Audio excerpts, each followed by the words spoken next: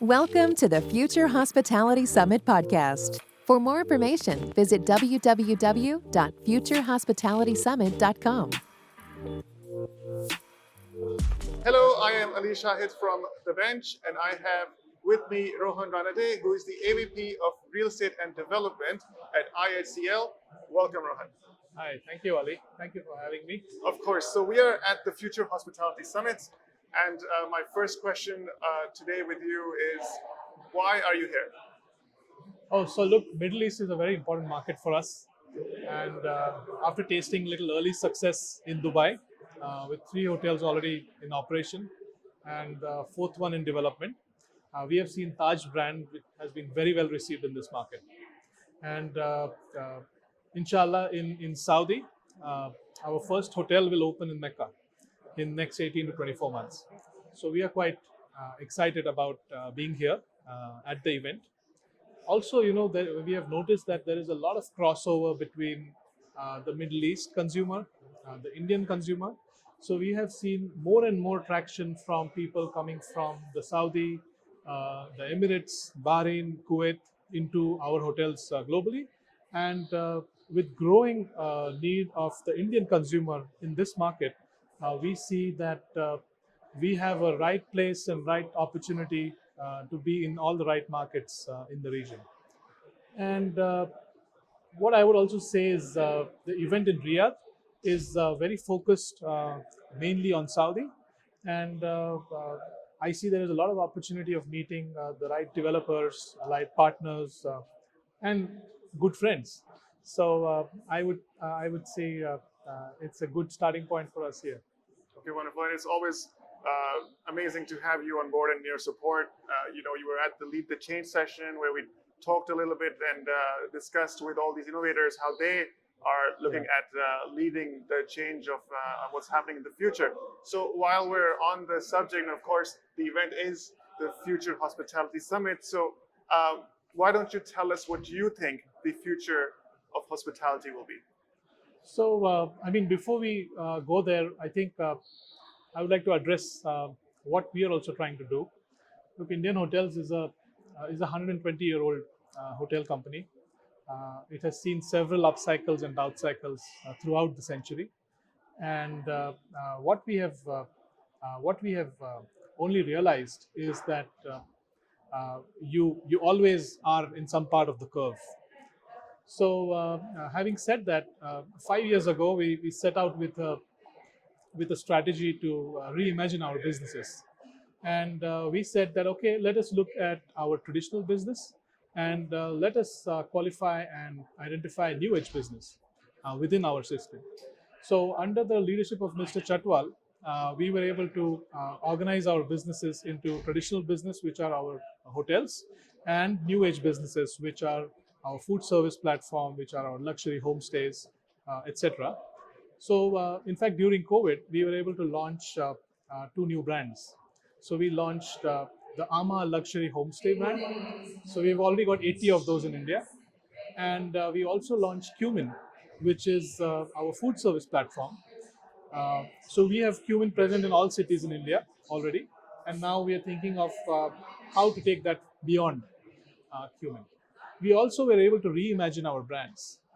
We reimagined our mid-scale brand called Ginger into a lean luxury brand, and all that happened during COVID.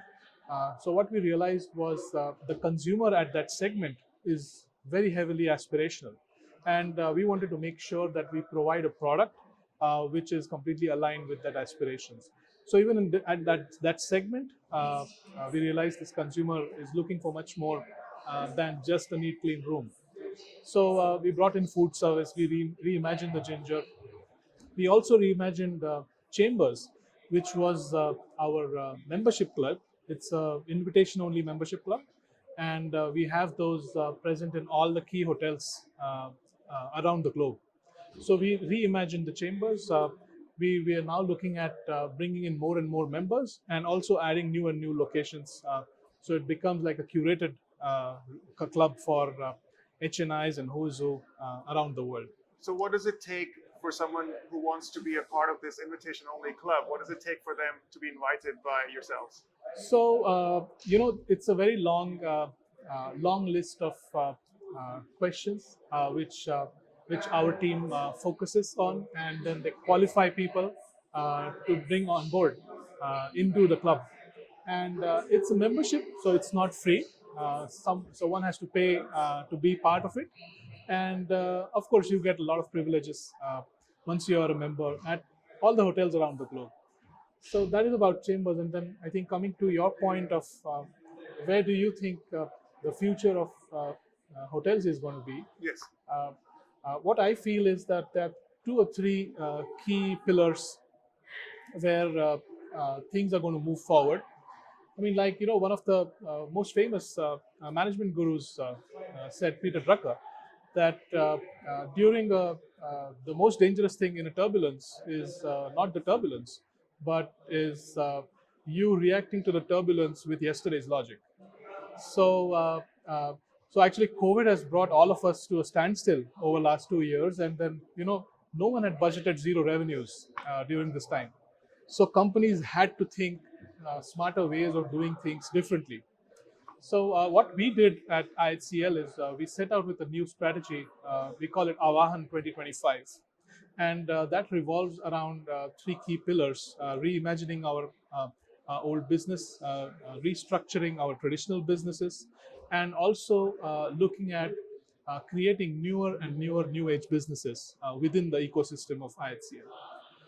I think the second most important thing which comes to my mind is talent, because that is extremely critical in our business, because it's a service business, and then it all revolves around people, how they engage, how they service, how your rooms are clean, etc.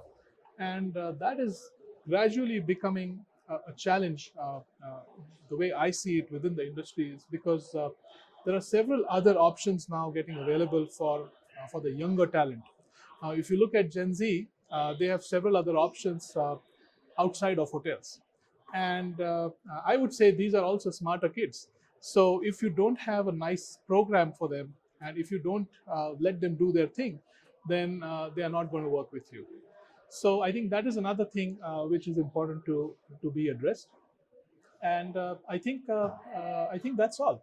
Uh, But that's which very comes to interesting. I mind. Yeah. think a lot of people who are here at the Future Hospitality Summit have talked about uh, opportunities and challenges with the new generations and with technology Yeah. and how the younger generations perceive hospitality.